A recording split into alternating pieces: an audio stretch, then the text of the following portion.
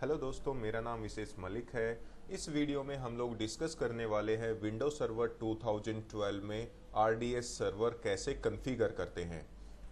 तो RDS server की configuration start करने से पहले थोड़ा सा डिस्कस करेंगे कि एक्चुअल में आरडीएस सर्वर होता क्या है और किस पर्पज से हम लोग आरडीएस सर्वर को यूज करते हैं। तो सबसे पहले RDS stand for remote desktop service. और ज़्यादा आरडीएस सर्वर को एक्सप्लेन करने के लिए मैं यहाँ पर एक पिक्चर की हेल्प लूँगा। मान लीजिए यहाँ पर हमने स्विच के थ्रू कुछ क्लाइंट कंप्यूटर्स आपस में कनेक्ट किए हुए हैं, ठीक है। और इन सभी क्लाइंट कंप्यूटर्स पर मैं ये कुछ पैकेज इंस्टॉल करना चाहता हूँ, जैसे कि MS office, VLC player and Cisco packet tracer. तो ये सभी पैकेज मैं इन सभी क्लाइंट कंप्यूटर्स पर इंस्टॉल करना चाहता हूं।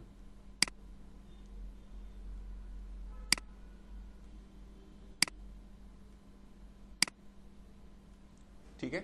अब प्रॉब्लम क्या आती है, मान लीजिए इन तीनों पैकेज को इंस्टॉल करने के लिए मुझे अराउंड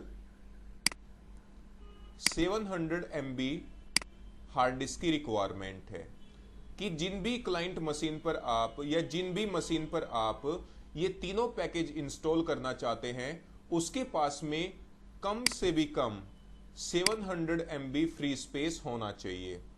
तो आप इन क्लाइंट कंप्यूटर्स पर ये तीनों पैकेज इंस्टॉल कर सकते हो। लेकिन किसी भी क्लाइंट कंप्यूटर्स के पास ये 700 MB फ्री स्पेस अवेलेबल नहीं है ताकि ये इन तीनों पैकेज को इंस्टॉल कर सके। तो अब प्रॉब्लम ये आती है कि इन सभी क्लाइंट कंप्यूटर को ये तीनों पैकेज प्रोवाइड भी करने हैं, लेकिन किसी भी कंप्यूटर्स के पास में इन तीनों पैकेज को इंस्टॉल करने के लिए जो हार्ड डिस्क रिक्वायर है वो भी नहीं है।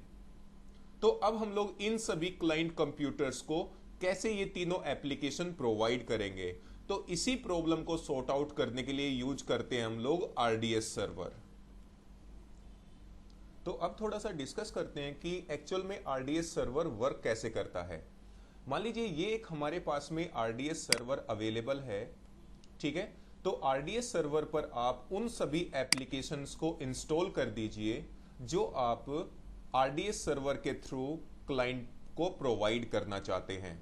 तो जब आप उन एप्लीकेशन को आरडीएस सर्वर पर इंस्टॉल कर देंगे तो आरडीएस सर्वर जो है इन सभी क्लाइंट कंप्यूटर्स को दो मेथड से वो एप्लीकेशन प्रोवाइड करता है।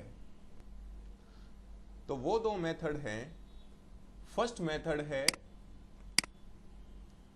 ब्राउजर मेथड कि आप इन क्लाइंट कंप्यूटर्स पर अगर कोई भी ब्राउजर यूज कर रहे हैं, जैसे कि internet explorer, Google Chrome, Mozilla Firefox, तो अगर आप कोई भी ब्राउजर इन क्लाइंट कंप्यूटर्स पर यूज कर रहे हैं तो उस ब्राउजर के थ्रू भी आरडीएस सर्वर की एप्लीकेशंस को ये सभी क्लाइंट कंप्यूटर्स अपने अपने पीसी पर एक्सेस करके उन एप्लीकेशंस को यूज कर सकते हैं।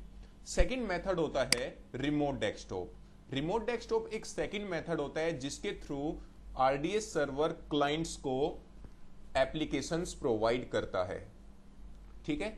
तो ये दो मेथड होते हैं जिसके थ्रू आरडीएस सर्वर इन सभी क्लाइंट कंप्यूटर्स को एप्लीकेशंस प्रोवाइड करता है। आई थिंक आपको एक थोड़ा आइडिया हो गया होगा कि आरडीएस सर्वर जो है स्पेशली यूज किया जाता है क्लाइंट साइड को विंडोज बेस्ड एप्लीकेशंस प्रोवाइड करने के लिए। तो अब थोड़ा सा डिस्कस करते हैं कि आरडीएस सर्वर के एडवांटेजेस क्या हैं।